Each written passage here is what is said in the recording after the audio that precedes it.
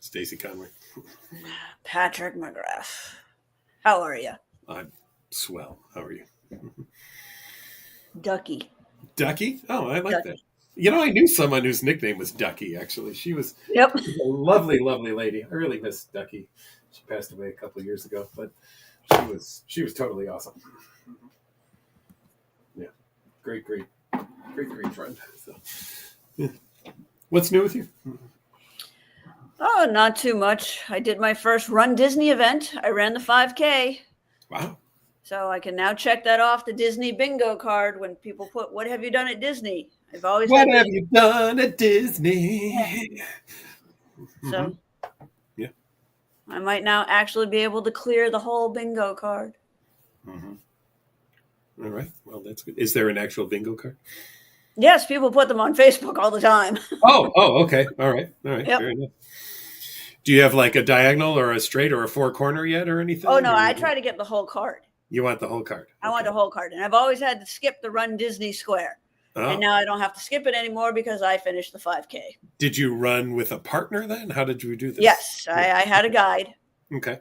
So it was a safe event, yes. Yes, I was going to say. There's no legally blind medical report out there at Disney. No, I did it with, safety in mind with a guide. Yes. Oh, good. I'm really happy for you. That's what I love too, that there's so many things that are out there for the blind. Hunting and golfing and fishing and running and just everything, really. There's everything. Although I will say I learned when I played golf to make sure that I had a different color ball from the sighted people because my score improved when I could prove it wasn't their ball. Oh, yeah. They were cheating is what you're saying. Yes. Yeah. Sure. Blame the blind girl is what was happening. Yeah. Mm-hmm. Yeah. Well, that's just rude. That's all I'll say. Yeah. It's just absolutely rude. Okay. Well, once again, welcome everyone. Stacey, tell them about our OCD SUD group that we do. We have a website. It is OCDSUD.com. Not that I'm tired.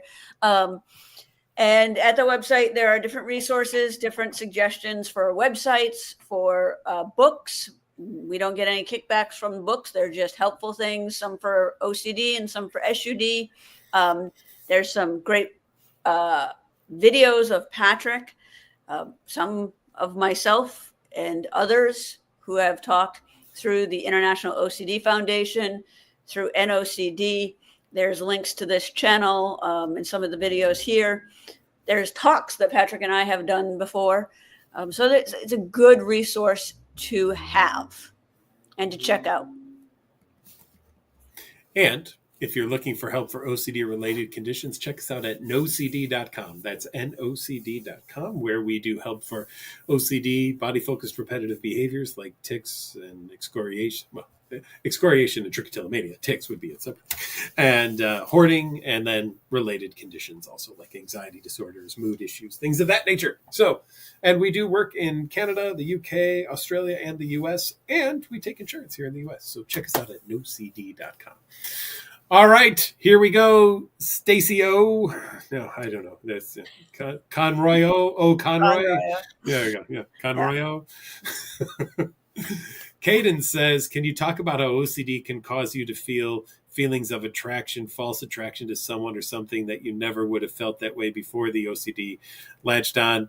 Not just the doubt or the realness of the feelings of attraction it can cause you to feel. Well, can we ever know the realness or non-realness or doubt of attraction? I mean, Caden, I wonder if we're splitting hairs there a little bit to say, when you say not the doubt, but the realness of the feelings, I mean, of course they feel real, right? I mean, Stacey, did you ever have a kind of, with your lived experience of OCD, did you ever have a kind of OCD that didn't feel real? No. No. Okay. All right. No. So by the very nature of OCD, wouldn't it have to feel real then? If it didn't feel real, it wouldn't be a problem. Right. I mean, why would we treat it if it didn't feel? Yeah. And why would you compulse if you're like, oh, that's not real? Right. So whenever we have a question like, can OCD cause, I just stop usually and go, yeah. Although last week someone played a trick on me, and they knew that I was going to pause, and then they put something in the question. I was like, "You dirty little scoundrel!" But so it was pretty darn funny. But when it's a serious question like this, we always know that can OCD cause blank? Yeah, sure. I mean, if it's about a feeling, yes. Now, can OCD cause the world to stop spinning? Well, I don't know. We could see if somebody's OCD does that, right? But I'm going to bet all sorts of things have been thought by OCD that haven't happened yet. So I would say OCD's track record for actually causing things to happen is Zippo, Zilcho, Terabolo, Stacey-o, whatever it would be. It's not happening. Not happening, right? So yes, the attraction will feel real, and you will have the feelings that come along with the feel real of attraction, right? Maybe some groinal feelings, some flushing, some swooning, whatever would happen in, what are we, in the 1920s? Oh, I'm swooning, Stacey. Oh, yes, I'm swooning. I don't know where the hell that came. I'm in a mood today, I think. Yes, you are, which is good. It's entertaining. All right. Jack says, my mind and body are convinced that something is wrong with your thought process or your mind in general. A part of me knows that nothing is wrong with my mind, but I feel an intense urge to figure it out.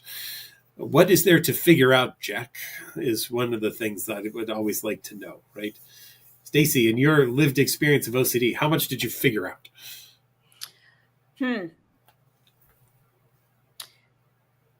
Exactly the same amount of times OCD has predicted the future.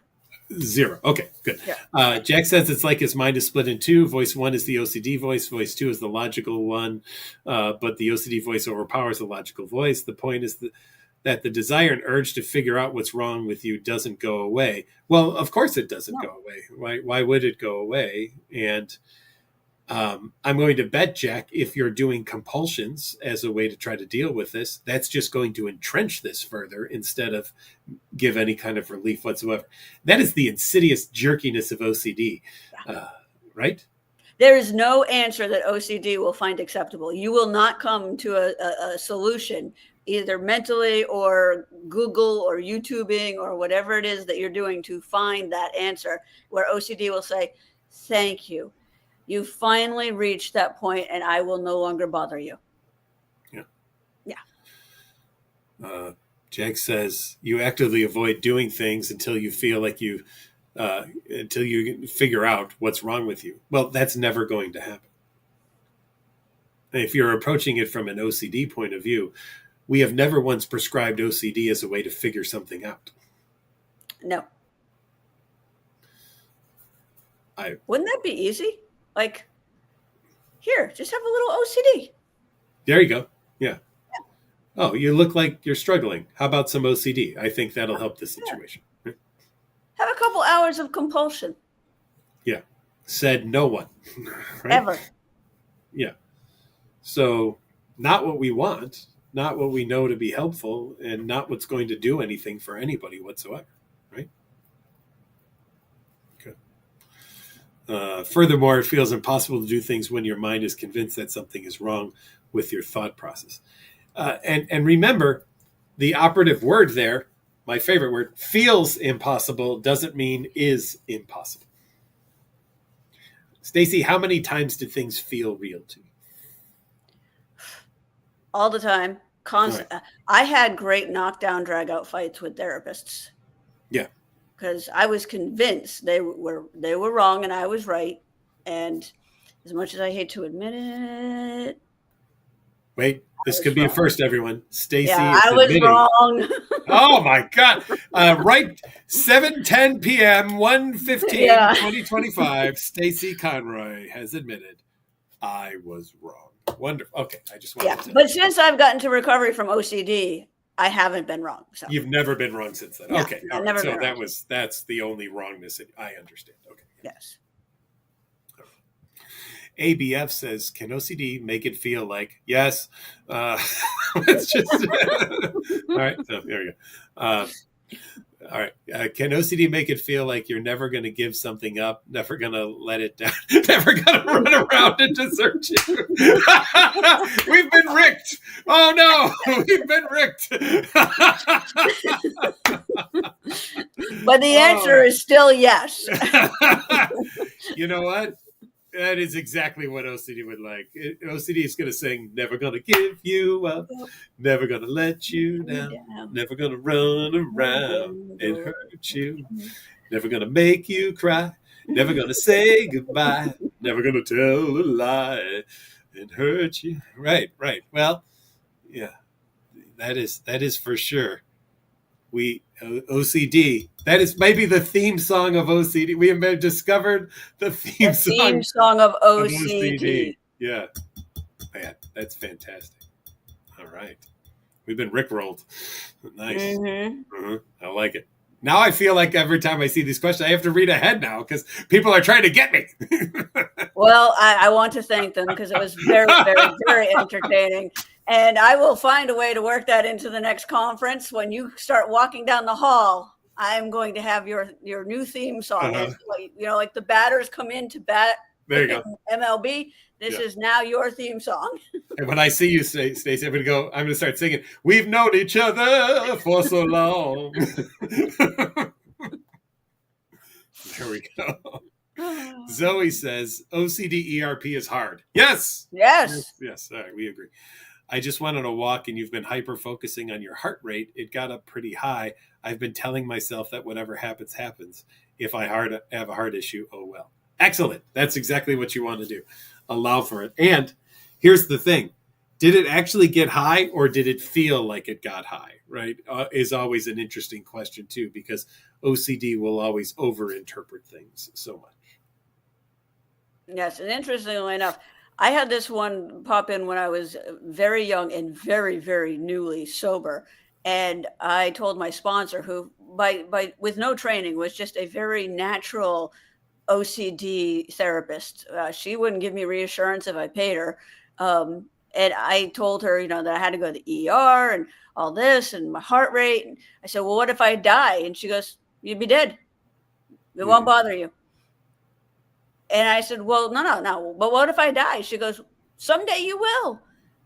And I was just like, okay. And every time I brought it up, she goes, someday you will be right. And that's the only answer I ever got from her on that particular topic. So. And they're right? Yes. She was not wrong. Yeah. But, when you're going through it, it's hard to hear, but not getting that reassurance probably helped me get through that particular episode. So yeah, you push back and you say, oh, well, could be, maybe. Keep going. Let's see. Excited. Cedence says, excited for this, been dealing with OCD most of your life, and it has shaped itself in many different ways as it has grown with you. Well, you've had that, Stacey, right? Oh, yeah. It's interesting because things jump themes. Different things come up for OCD at different times. And in my life, same thing, like substances, you put down one, you pick up another, doesn't matter. Alcohol, marijuana, cocaine, opiates. It's the same thing. So even when your OCD switches themes or you switch compulsions, it's the same thing. And once you learn the pattern, then you can better identify when OCD shows up. And, two of the things that I kind of look for or did look for was, anything that started with what if or are you sure was a dead giveaway for me. What if, was a big one. And then when I said, well, no, OCD would come back and say, but are you sure? And yeah, it would change themes from harm OCD to food being contaminated. OCD will go after whatever it is that's important to you. You get in a relationship, it goes after that. You go to grad school and all of a sudden you're not sure if you're doing things right, or if your paper is good enough. And, you can focus in on that, and that becomes a new theme. So yeah, it can switch. It feels real, and ERP is hard, which pretty much sums up all the questions so far tonight. Yeah. OCD is hard too, though. Yeah. Say OCD is harder than ERP overall, Mm-hmm. but the ERP is hard. I've often said ERP is the hardest treatment I did. I mean, I did a little CBT and DBT, and those got me better, but ERP got me well. And the difference is, better means the outside world thinks I'm doing pretty good, but the inside feelings and processes are still kind of jacked up. When I did ERP, I got to well, where the insides and the outsides got to match. And living with OCD is difficult, but hopefully living with OCD post ERP is not difficult.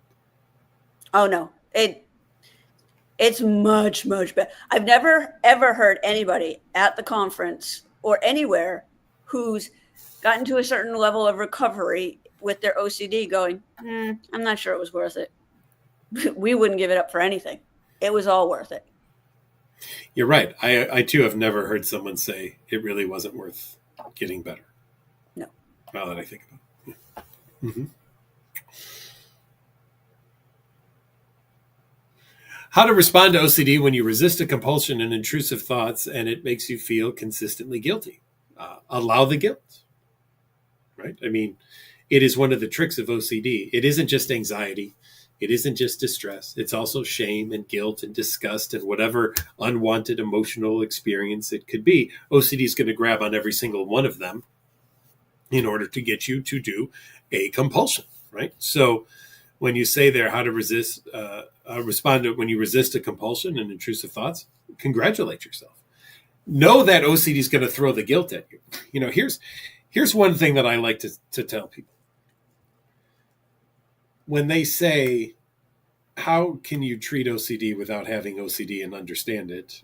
I say, because I've discovered OCD's pattern, and OCD has an amazingly predictable pattern, which is throw something at the dartboard until it sticks to make you feel like crap and figure out what you do to make it go away, and then constantly remind you of the thing that was on the dartboard so you'll continually to do things that will go away.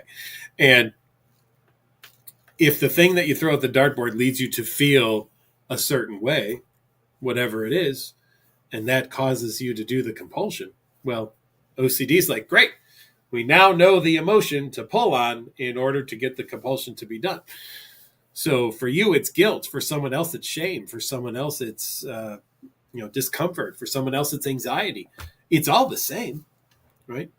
So can you live in kind of a dichotomy here where on the one hand, I can congratulate myself for not doing the compulsion, and on the other hand, and allow myself to feel this guilt that OCD is throwing at me, but recognize that I can handle that. I don't even want to say that that's a product of OCD, because I don't want to go down the rabbit hole of then deciding, well, did that come from OCD or not come from OCD? And how do I know which one is OCD or not, which can become a compulsion in and of itself. So I just allow for, hey, I feel this way after doing my ERP. All right, I accept that. And hey, nice job for doing it. Congratulations. That was awesome. What do you want to throw on that, Stacey? Well, you know why I'm here, for the SUD component. So throw it in, because that was one of your safety behaviors. So yes, and the problem is, I hear all the time, I'll see something online or an article or something, not in a peer-reviewed journal, but people put it out in different forums that, alcohol works or marijuana works. I chuckled one day. I got sent an article to review, and it said, when people smoke marijuana, they have fewer OCD intrusive thoughts. And I thought, absolutely. When you smoke marijuana, drink alcohol, do heroin, do cocaine, you will have fewer intrusive thoughts. But your life will not be working. It's the same as a compulsion. And the whole doubt comes in, the shame, the guilt, the anxiety, the fear, It's the same concept. Throw an emotion against a dartboard, and SUD will tell you, I can fix that. I can cover that up. Just take one more. Just one more. One more drink, one more smoke, one more this. It's always just one more. And it's the same thing. It's the I'm not sure I can handle the shame, the guilt, the emotion, the rejection, all those emotions that come along with both OCD and SUD. And if you are struggling with both, then you have a buffet of emotions to deal with. It's a shitty buffet. It is a shitty buffet. 0 stars. Do not recommend. 0 stars. Zagat rating -12 on this one. No Michelin stars. Yeah. Rotten Tomatoes. Blech. Blech. Literally. Yeah. Free the mind. Free the mind. And the rest. Oh, sorry. I'm just in song now all night from our earlier. Yeah. They come out with one musical theater movie and you are off. I'm done. It's over. And I will be loathing you my whole life, loathing. Just do whatever. Free the Mind says, my OCD theme is daunting. I love that word, daunting. And has to do with the health of your future family. For the last 2 years, every single day, I've seen a trigger regarding the theme. Seems like the universe sends them. Tough. Well, free the mind. If you're looking for them, you're going to find them. And if you're hoping not to find them, that's going to cue you to try to find them. So, of course, the universe will seem like it's sending these things to you on a daily basis. Yes. Yes. I mean, and that happens just in general. I mean, I have a friend of mine who bought an RV, and all of a sudden they said, I see RV commercials everywhere. Yeah. Yeah, because now you own one. The day you buy a car, you don't realize how many other people drive that car until you drive it off the lot. And you're like, geez, did everyone else buy a car today too? The same kind that I did? Because you see it everywhere. Well, I can honestly tell you I've never experienced that. I know you haven't, Stacey. Thank you. Yeah. Rub it in. Drive, it's a felony. You can run a 5K, but you can't drive a 5K is what you're telling me. No. Right? No. Okay. Yes. But yeah, that happens all the time, right? So I love these kinds of dialogues, right? Because people seem surprised sometimes that they're seeing things. And our brain loves trying to find combinations and pairs and coincidences and all of those things, right? I mean, I always notice that if I look at the clock and it's the same as my birthday, I'll be like, oh, my birthday, right? Now, that might happen twice a month. Mm-hmm. But every time it does, I'm like, oh, see, look how different that is than all the other times I look at it. Well, it's no. Yes. I do the same thing with 9/11. Like, I never noticed the time 9/11 until after 9/11. And now every time I look at a clock, I'm like, that's weird. I'm seeing it again. Yeah, right. But you're just not registering the 900 other times you saw a clock that day, because none of those other times have any meaning to you. So it just never really registered in such a way. You know, there's one thing that I thought was interesting in a discussion about the way the brain works in OCD is there's a pathway, you know, think of this.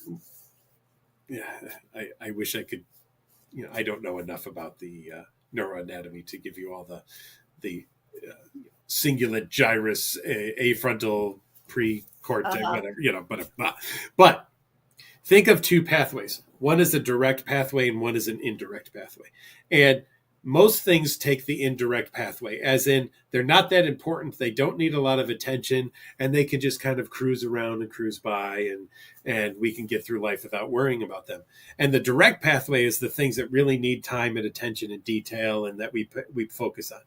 And OCD almost diverts things that ought to go on the indirect pathway onto the direct pathway, and makes them be focused on and attended to when they don't really need to be whatsoever. Would you agree with that? Yeah. 100%. Okay. Yeah. I thought that was really interesting to think about. All right. Let's see. My OCD tells me I'm manipulative and I try to resist it but it keeps popping back up until I feel a great amount of guilt and start ruminating to see if you were. Sometimes these come in and, well, again, I think that it just goes along with our guilt experience, so I can't find the other one that it's related to. Yeah.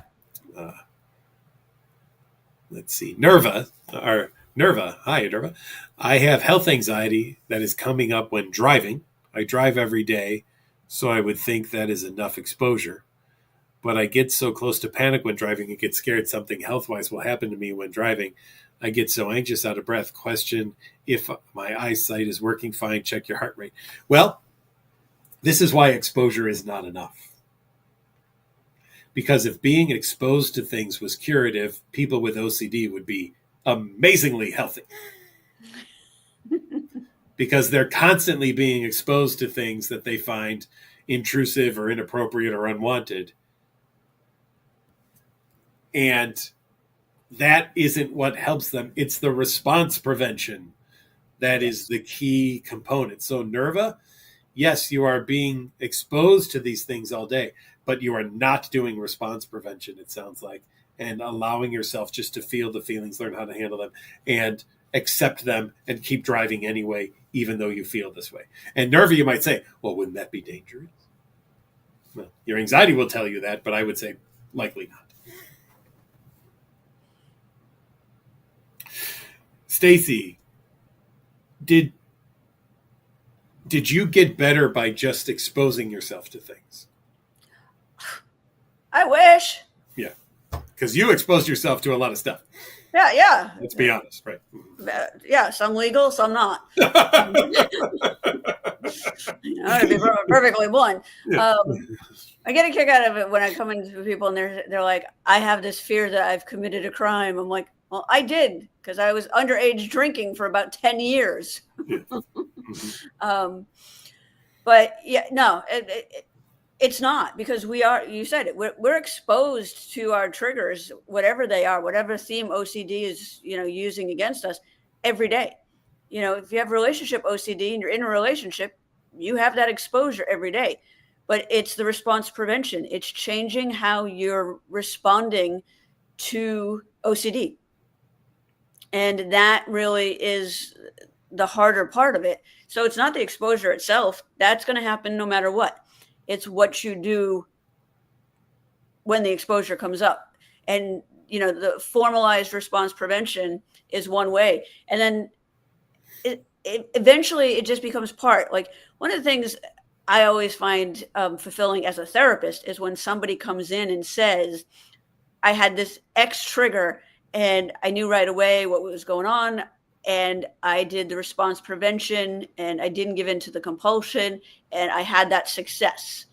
And I'm like, great, I am so close to being fired. Mm-hmm. My job as a therapist is to get you to a point where you don't need me.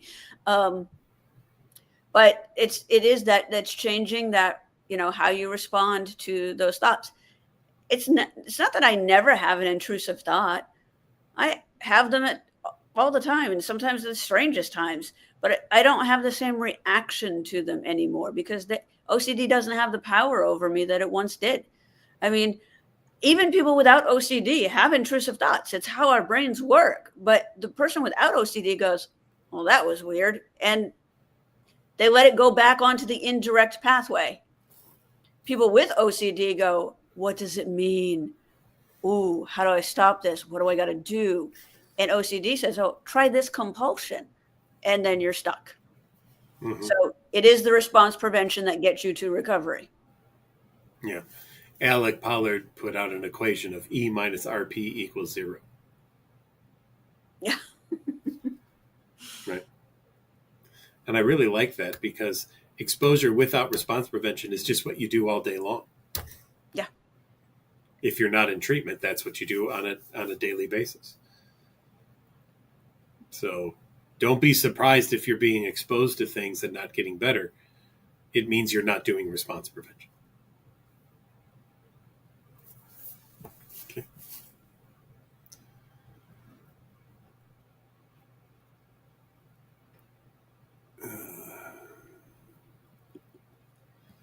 Let's see.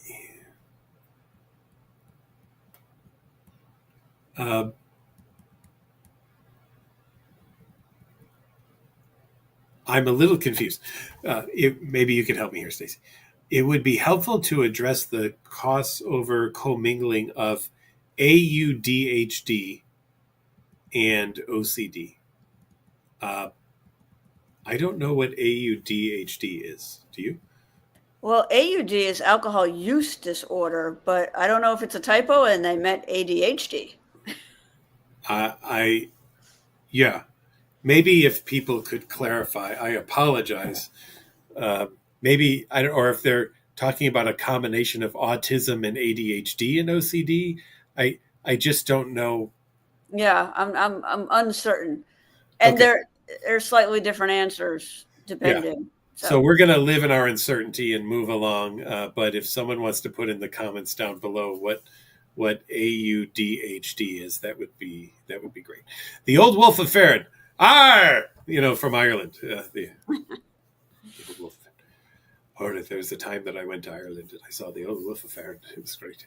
It's funny when I go to Ireland, they say, "Boy, your name's really Irish," and I say, "Yeah, we use them in the States still. We still keep the Irish names."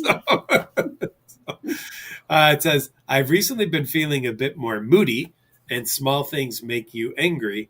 I have harm OCD and fear that I'll snap. How do I know if it's really OCD or if I'm really a dangerous person?" Stacey, that is like just like a softball to you. Just you don't even need to have great vision for that one, Stacey. That is a setup. If I ever saw grand slam. Take it away. I'm just going to sit back. I'm not even. Go. Take it. Well, it's actually a very short answer. Oh, damn it. I was going to take a nap. All right. Yeah. You might be. You might be. Yeah. Maybe. Maybe you'll snap. Maybe you'll snap. It could happen. It could happen. Oh, but wouldn't it be better if I had 100% guarantee that I wouldn't snap, Stacey? No, because OCD would come back and say, "Are you sure?" Yeah. And it would have you do another compulsion, another check, another reassurance, another. Because there is no answer that OCD will accept and say, "You finally convinced me that you're not going to snap. Thank you very much for the last 10 years of your life. I will now leave you alone." Damn it, Conroy. I want a guarantee. Yeah, and I want to know the winning lottery numbers too. And guess what? Neither one of us is getting what we want. Why can't I have a guarantee for this one thing though? And I'm fine with not having a guarantee for everything else in my life, but this one feels like I really need to have an absolute guarantee for this one. Yes, and you can thank OCD for that. Mm-hmm. But isn't it true? Wouldn't my life be better if I had a guarantee for this thing? No, actually, it's a lot better when you just don't worry about those guarantees, because then you can focus on the things that are important to you. You can live your life and you can go about your day. And I spend a lot less time stressing and getting trapped into things I don't want to do in thought loops and behavior loops that go round and round and round and eat hours of your day. And so actually I live a much happier life without certainty than I ever did hunting for certainty that I never found. And I know it feels counterproductive or counterintuitive, but it's the absolute truth. Two things. For the SUD part, when you can sit with self and be okay and comfortable in your own skin, and when you can sit with uncertainty, which has a ring of sitting with self, your OCD will get better and it will get quieter. and you actually get to live the life that you want to live. But wouldn't my life be better if I just knew this one thing? Thank you for taking the role of OCD. And I'm going to take the role of therapist and go, I'm not going to engage in reassurance right now. There you go. There you go. Yes. Thank you for noticing my playing the part of OCD, Dr. Patrick McGrath, playing the part of therapist, Stacey Conroy. Congrats. It's always amazed me that, and you lived this, Stacey, so that's why it's so fun to talk to you about it, but that people with OCD will do what we just said, where it's fine to not know a certainty of anything else, but I just have to have it for this thing. And then sometimes the anger or the vitriol that we hear from people with OCD about how frustrated they are about not having that for this thing. But the ironic thing is, you know, once you get comfortable with not having it for one thing, that then your mind will switch to, okay, I understand I couldn't have it for that thing, but I want it for this other one thing. Oh, yeah. Like I should have it for at least one thing. And I know I can't have it for that, but now I want it for this. Mm-hmm. Mm-hmm. Same boat. And guess what? Its name is the Titanic. Yeah. And where does it end up? Yep. Yeah, down at the bottom of the ocean, right? So, you know, the variation on the theme of every question that we will get for the rest of the night will be, you're going to think something about, yeah, well, I heard everyone else's question and that's fine for them, but this is my thing. And I think it's different than what everybody else wrote. And could you give me an answer for this? And the answers are probably going to sound pretty similar because ERP is the treatment for OCD, not a subtype of OCD. Right. And there's a different ERP for a different subtype and a different ERP for that subtype and then a different. No, that's not what it is. It is about how do you apply the principles of exposure and response prevention therapy to your obsessive compulsive disorder. Yeah, and it's interesting because the same can be said for substance use. I mean, sometimes there's a hierarchy amongst people in recovery. It's like, well, I only did alcohol and alcohol is legal. And I'm like, and how many times did you drive drunk? Yeah. And did you do underage drinking? Yeah. And did you ever lie, cheat, and steal? Okay, welcome to the club. Thank you. How dare you point out my miscomings and faults? Yeah. Yeah. You know, but the treatment for substance use disorder, yes, there's a little variation because some things have different medications when you're dealing with different substances, but the behavioral aspect is similar across the board. It is a cognitive behavioral treatment. Mm-hmm. And if you look at it, it's a little bit like ERP because you're exposed to life, your emotions, your anxieties, and all these different things, and you have triggers. And you have to, do the response prevention, which is don't pick up the substance. Mm-hmm. Don't engage in that compulsive behavior of seeking and using drugs and alcohol. Mm-hmm. I like what Rachel said. I'll get to Rebecca's in a second, but I just read this. I explained my OCD brain like this.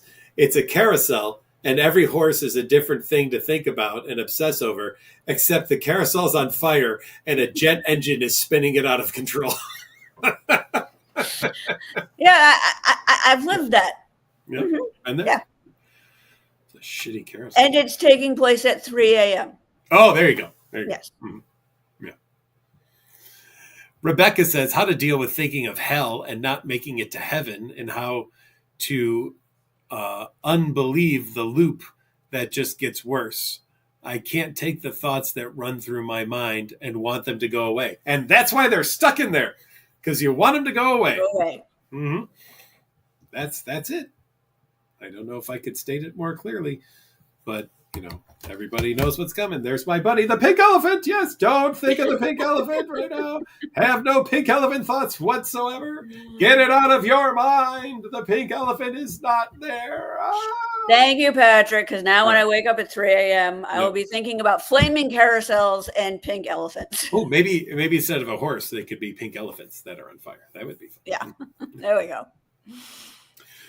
Rebecca, I'm going to go back to something I said earlier. Can you accept the dichotomy of things, that you have a thought that you're going to hell, and that just because you have that doesn't make it true or real, and you can just live with the things that pop into your head and live the life that you want to live, even though OCD's gnawing and grasping and biting at you? Because Stacey, I'm going to bet you're in recovery for SUD and OCD and PTSD and maybe a few other Ds, but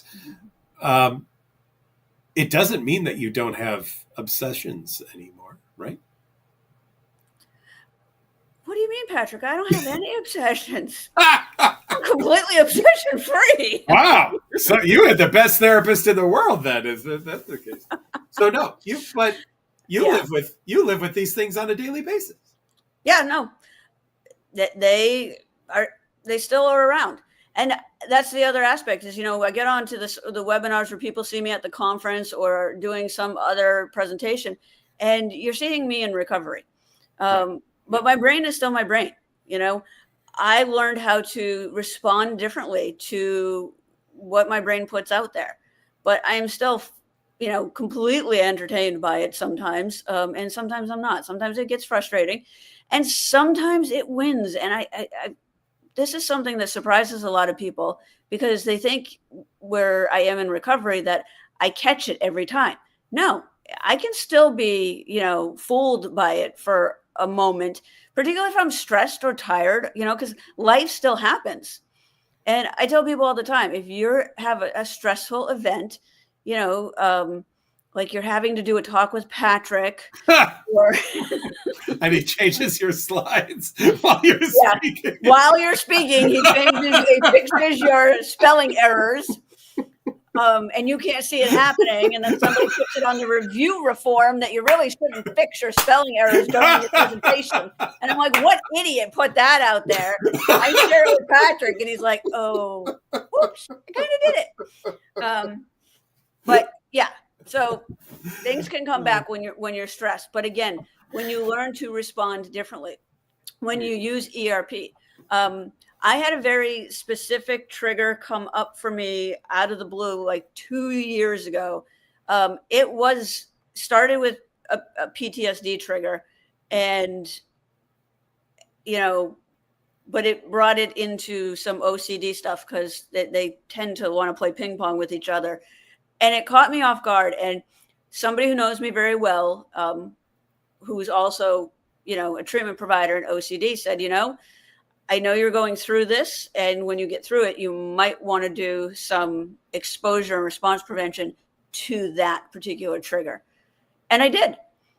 And so if it comes up again, it hopefully will not have that same power over me next time. Well, I say hopefully. It won't, because I've done a lot of exposure and response prevention, and it does help me respond differently. But sometimes stuff will still come up. And that happens sometimes with substance use disorder.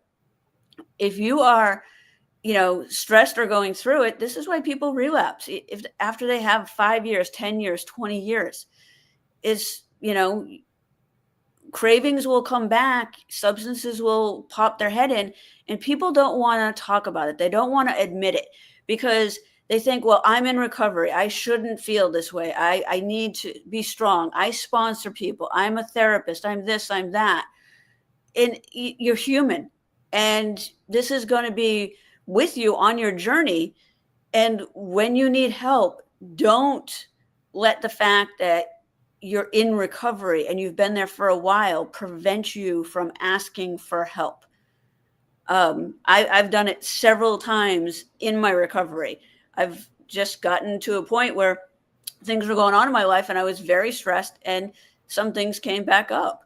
And asking for help during those times has kept me in recovery.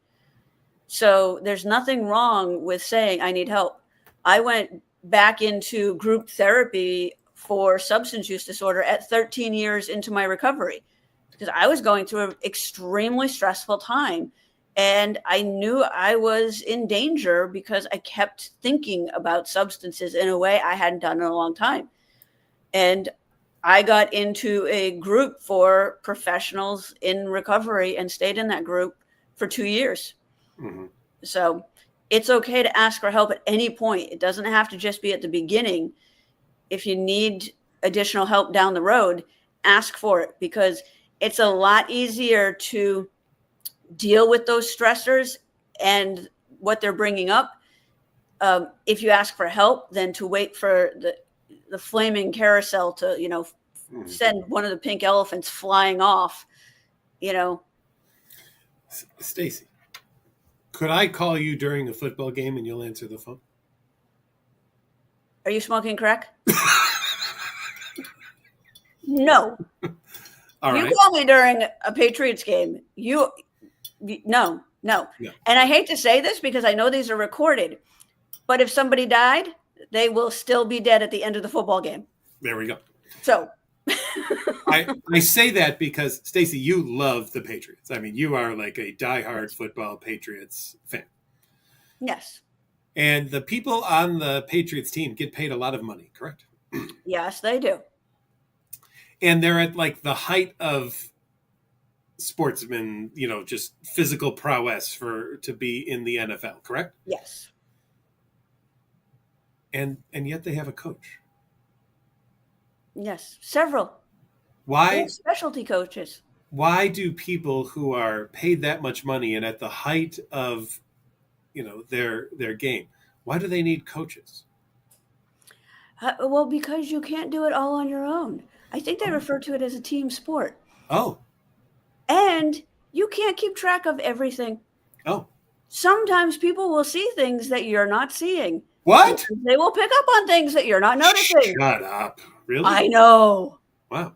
So might that be a good reason why somebody could use a therapist? Yes. Oh. Yes. And a support network as part of their recovery. Because one of the things that everybody knows about me is I'm in recovery from SUD. So when I go to a conference and there's alcohol at every reception, because Americans cannot socialize without alcohol, which I find fascinating. Everybody knows I don't drink. Don't offer me a drink. As a matter of fact, I was told one year I was blackballed from getting the free drink ticket as a speaker. You've been blacklisted, Conroy, I believe was the comment. Sounds like a Jeff comment to me, right? It was totally a Jeff comment. But having a group of friends or family, whatever it is, where you can be honest about your OCD, your SUD, your recovery process. You don't have to tell everybody. Right. You don't have to go on YouTube and talk about it. I just choose to do that. You do, but I do. But having a safe network of people who know what your triggers are, who can tell you, you're really stressed, how are you doing, can check in with you, is extremely important to the recovery process. Like I said, you don't have to tell everybody. Not everybody at work knows I have OCD or that I'm in recovery, but there are people in my life, in every aspect of my life, that know these things about me, so they can, help out and keep an eye on me. And it's a good thing to have. And it's your true friends that are going to go to the bar and get you a club soda with lime is what's going to happen. Mm-hmm. Yes. Mm-hmm. Olivia says, do you know any negative effects of Nexplanon on OCD symptoms? Nexplanon being a birth control, insertable. I don't know of any negative effects. Here's one thing that I have seen where people will at times utilize birth control to help regulate hormones, because some people's OCD travels up and down with their hormonal cycle. And if there's something that can help level that out, it has had an impact on OCD leveling it out also. So that's what I know. But I don't know of that one specifically of any negative effects that I can say. So. Rachel says, I catastrophize everything. Today I had shoulder pain, probably slept on it wrong, but your brain kept saying, you're dying of lung cancer. Well, that sounds like a fun OCD statement, right? I'm not shocked by that one whatsoever. So. Nope. Yeah. It's like, I have a headache, therefore it's a brain tumor. Abby says, I'm having a hard time believing things can get better. Can you provide some encouragement? Well, that's you, Stacey. Take it away. Well, I mean, I've already said it tonight, and I've said it many times on these webinars. Things They can get better. But there's some work to be done to get there. And that work is difficult. It is not easy. It's a commitment. Going back to Patrick's football analogy, nobody wins by accident. Nobody wins the Super Bowl by accident. It's not like somebody showed up in the playoffs and went, oh, so what are the rules to this game and how do you play? And then walks away with the Super Bowl. Same thing with recovery. You do need to get with a therapist. You need to get with a therapist that knows OCD, that does, ERP, and can help guide you through the process and the ups and downs of the process. And sometimes it can be beneficial to talk to somebody for medications as well, for a combination of medication and, behavioral treatment. But it takes work and it takes time. Nobody's going to walk in, do 3 sessions of ERP and go, great, thanks, cured, bye. I despised going to therapy. I had some great knockdown, drag out fights. And since I do not really have a moral scrupulosity problem, I threw things at my therapist. And I did not feel bad about it. You throw things at me. Yes. And I do not feel bad about it. God, I hate you so much. But it can and does get better. But when you're in the thick of it and going through the therapy, it's hard. So the other aspect that I recommend to people is that you identify the things that are important to you. Why do you want to do this work? What is it that you would like to have back in your life? Would you like to be able to watch more football with friends, go out to football games, go out to watch Reds? I'm using sports because I love sports, but I also love roller coasters. So if you want to spend your Saturdays riding roller coasters rather than doing compulsions, that gives you something to shoot for. To what is it that you want back in your life? Do you want to be able to spend more time with your kids? Whatever your thing is, identifying it can give you a why to do the hard work that ERP is. How do we normalize depersonalization, derealization? What kinds of ERP exercise can tackle this? It tends to act as existential. Well, there's great interoceptive exposures that can be done for derealization or depersonalization. You can do hyperventilating for about 5 minutes and it will create some out-of-body kind of feeling for you. There's on YouTube something called the natural hallucination, which you can watch and follow the prompts for what it tells you to do. It can lead you to feel that way. And what I do is I just do these interoceptive work with people to teach them that they can handle these symptoms and deal with them without having to freak out and think that they're dying or the world's ending or something like that. Sierra says, what about relationship OCD? Can it make you break up with your partner because you believe your OCD thoughts? I wouldn't be shocked if there are people who have left relationships because they believed their OCD thoughts to be true and they didn't know that this was a subtype of OCD and that they could get help for it. So sure, I'm sure that that's happened. Here's the good thing, Sierra. If you understand what it is and you can get help, then hopefully that stems off leaving somebody because of OCD. Now, and then that becomes the tough part, right, Stacey? Well, how will I know if it's OCD and I want to leave my partner or if it's not? We can't fully answer that question for you. No. We can't give you a guaranteed answer on that. Just like it would be like saying, if you treat me for hit and run OCD, does that guarantee me that I'll never hit someone with my car? No. Well, no. You, right? Me? You. Chances are good that I will never hit somebody with my car. I feel pretty confident on that but one. I've also you've never been treated for hit and run OCD. I'm going to go. No, never. Unless it's throwing things at people, which you do all the time. And, well, yes, but I don't think that needs to be treated because I'm quite fine with it. I hate you, Stacey. Yeah. What you should be impressed with is my aim. You have amazing aim. This is why I don't really believe you have a sight issue, because your aim is impeccable when you're launching things across a room at someone. It's amazing. Yeah. So I think this whole almost blind thing is just a ruse, personally. No. You've held on to it for a long time too. I'm really impressed, but it's good. Thank you. Persistence pays off. Avril says, my harm OCD is ruining my life. I feel like I'm going to snap and hurt myself in any moment and have no way to come down. Any suggestions? Avril, one of the things that I like to ask people, once I have established a very good relationship with them, I don't come out and just ask this in session 1, but once I've got a great relationship going with my members, I'll say, why hasn't it happened yet? If you're on the verge of it, and you've been on the verge of it for years and years, what is it that has it had it not yet occur? Or might you just be able to learn to live with it could be today, and I'm still going to go on and live my life and not the life of OCD. I'm going to be nerdy for a moment, Stacey, but I like to quote the Klingons going into battle. Today is a good day to die, right?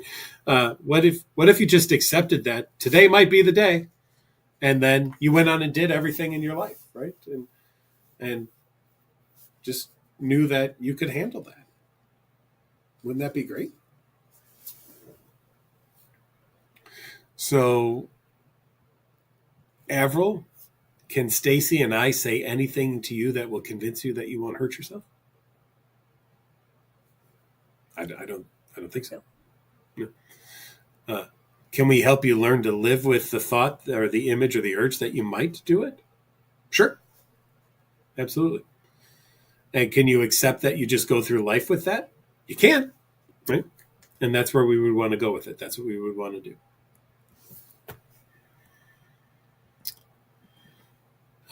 Jessica said she noticed that her OCD symptoms get severe 1 to 2 weeks before her menstrual cycle. Is that common? Yep, it can happen. We talked about that. So we can move on. Andy says, the way you two calmly and casually address these things is really nice. Enjoying the conversation. Well, that's good. Thank you. Biga says, has anyone ever laughed at their OCD after overcoming it? Stacey, you laugh at your OCD all the time. I mean, constantly. Yeah. Yes. Last question. We're at 3 minutes left. Can you expand on the process of groinal responses to intrusive thoughts? Why does it happen? What causes this? And how does ERP address it? Well, I'll throw this out.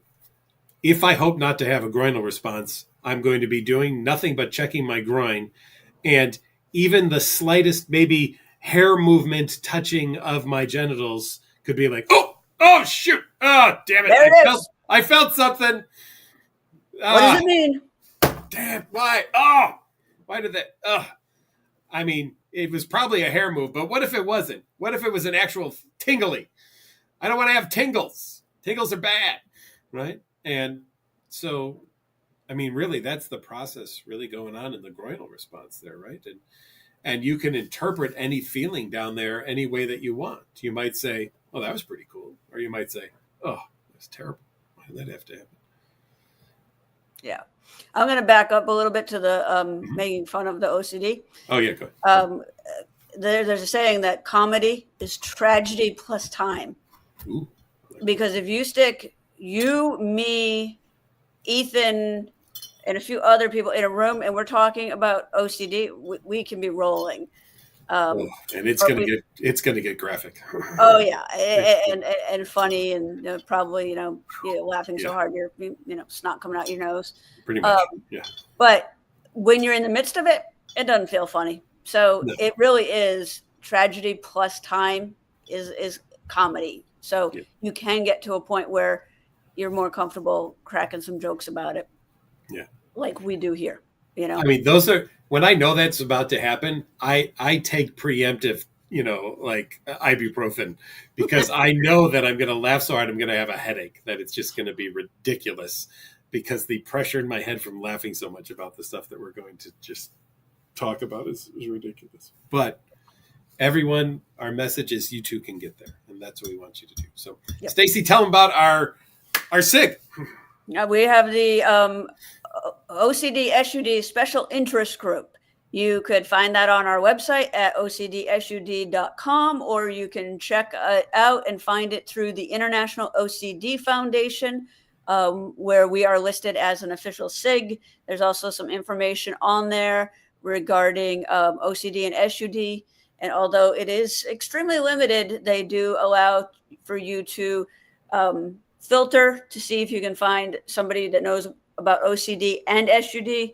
Again, it's fairly limited, but it is there. And, you know, if you're looking for somebody who understands both, that would be one option to check out. And if you're looking for help for OCD or related conditions, go to nocd.com. That's nocd.com, where we do work with people in Canada, the US, the UK, and Australia. And we do take insurance here in the US. One last thing, we also do one of my favorites, the NoCD 411 sessions. If you're maybe not quite ready for primetime therapy, or have a family member or friend who has OCD, but you want to just get a lot of information about it, check out one of our NoCD 411 sessions. We'll be happy to do it. Oh, we missed a question from Sir Farts a lot. That maybe next time, Stacey, that'll be a good one. But it's a great name, and I love a good creative name, everyone. So thanks. That being said, Stacey will be back always on the third Wednesday of the month. Next week, John Grayson with us, and we will see you all soon. Thank you, everybody, for joining.